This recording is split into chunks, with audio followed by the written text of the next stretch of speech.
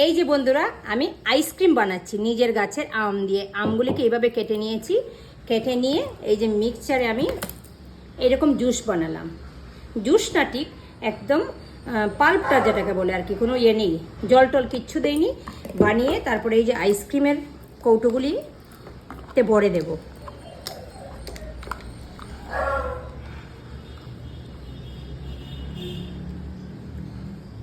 দেখতে পাচ্ছ কতটা ঘন।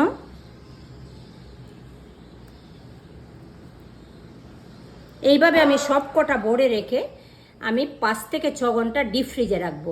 তারপরে আমি আইসক্রিমটা দেখাচ্ছি তোমাদেরকে। এই যে বন্ধুরা, রেডি কিন্তু আমার আইসক্রিম। এইভাবে তোমরা যে কোনো ফল দিয়ে, মানে ফলের রস দিয়ে তোমরা এইভাবে আইসক্রিম বানাতে পারো, কিংবা ফ্রুটি জুস, এইসব জুস থেকেও আমি আইসক্রিমটা বানা যায়। এখন দেখে নিই আমরা আইসক্রিমটা কেমন হয়েছে এবং খেতে কেমন। আমার ছেলে একটা আইসক্রিম তুলছে, আমি একটা আইসক্রিম নিলাম। এই যে wow wow, so yummy, so yummy. ভালো খেতে। এইভাবে বন্ধুরা তোমরা আইসক্রিম বানিয়ে খেতে পারো। কোনো প্রকার কোনো কিছু দেওয়ার দরকার নেই, শুধু ফল কেটে ফলটাকে মিক্সচার বানিয়ে নিলেই আইসক্রিম রেডি।